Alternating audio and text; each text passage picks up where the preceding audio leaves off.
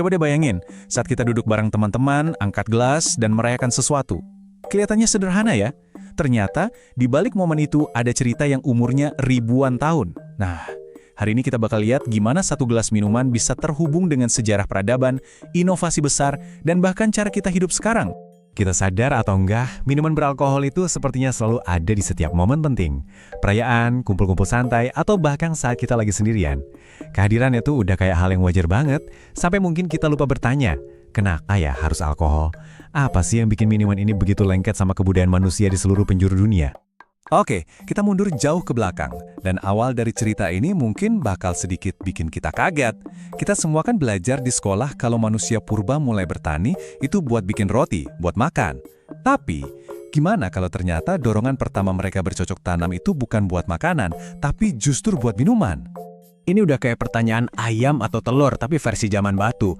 Selama puluhan tahun, para ahli sejarah berdebat, mana sih yang duluan mendorong inovasi manusia, kebutuhan buat ngisi perut dengan roti, atau keinginan untuk sesuatu yang lain? Dan jawabannya ternyata bukan cuma soal bir, tapi tentang apa yang sebenarnya menggerakkan kita sebagai manusia. Nah, disinilah bukti-bukti arkeologi ngasih jawabannya mengejutkan. Coba lihat lini masa ini.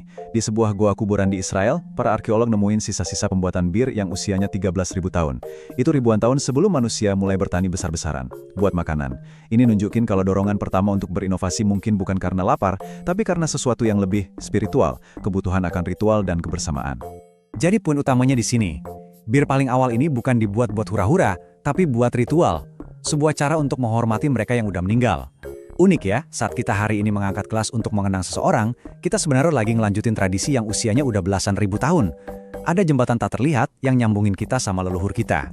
Dari sebuah ritual kecil di gua, peran alkohol pelan-pelan jadi jauh lebih besar. Mari kita lihat gimana minuman yang awalnya dibuat untuk orang mati ini justru jadi semacam bahan bakar yang menghidupkan peradaban-peradaban besar pertama di dunia, mulai dari Mesopotamia sampai Mesir kuno. Di Mesopotamia, bir itu bukan cuma minuman, tapi udah jadi jantungnya masyarakat. Coba bayangin, para pekerja itu dibayar bukan pakai uang, tapi pakai bir. Aturan soal siapa yang boleh jual bir bahkan dimasukin ke dalam salah satu undang-undang tertua di dunia. Dari upah harian sampai kitab hukum, bir ada di pusat segalanya. Dia adalah pilar ekonomi sekaligus budaya mereka. Dan mungkin, ya contoh paling gilanya datang dari Mesir.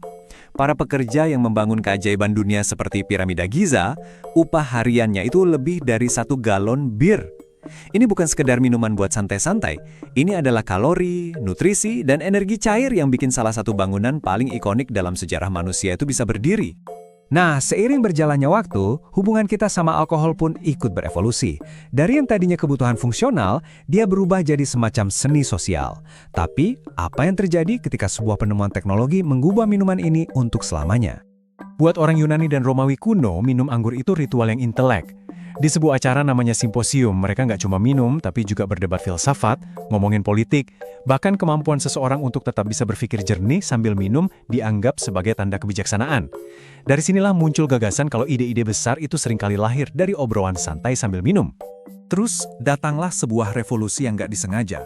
Selama ribuan tahun, manusia cuma bisa bikin minuman yang cepat basi lewat proses fermentasi. Sampai akhirnya, para alkimis Arab, pas lagi sibuk-sibuknya nyoba mengubah logam jadi emas, sesuatu yang mustahil, mereka malah gak sengaja nemuin sesuatu yang jauh lebih berharga. Cara memurnikan alkohol.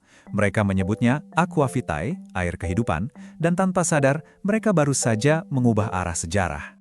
Oke, jadi ini beda utamanya. Minuman fermentasi kayak bir dan anggur itu alkoholnya rendah dan gampang basi.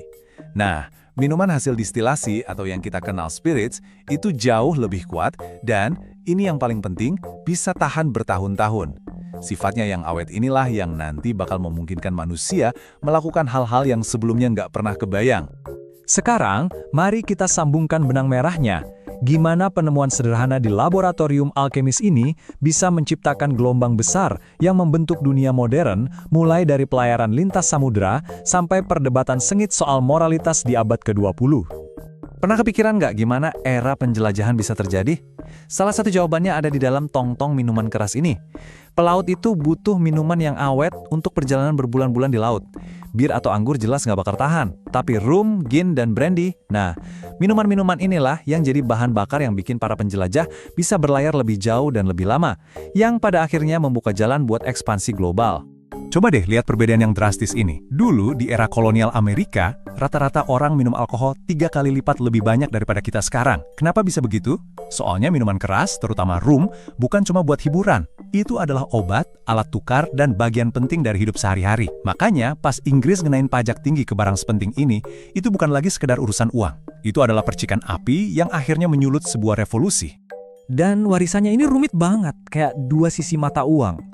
Di satu sisi, alkohol jadi simbol kebebasan dan perlawanan. Tapi di sisi lain, dia jadi alat penindasan dalam perdagangan budak. Di satu sisi mendorong kemajuan medis dalam memahami kecanduan, tapi di sisi lain memicu gerakan sosial yang mau melarangnya sama sekali. Ini adalah cerita tentang gimana satu zat bisa jadi sumber dari begitu banyak hal yang bertolak belakang dalam sejarah kita. Jadi, dari ritual kuno di sebuah gua, pembangunan piramida, sampai lahirnya negara-negara modern, semuanya ternyata terhubung dalam satu gelas ini. Lain kali Anda melihat seseorang mengangkat gelas, coba deh berhenti sejenak dan ingat, Anda nggak cuma lagi ngelihat minuman, tapi juga cerminan dari ribuan tahun perjalanan manusia, sebuah sejarah tentang ritual, peradaban, inovasi, dan revolusi. Semoga ini bisa ngasih kita perspektif baru ya.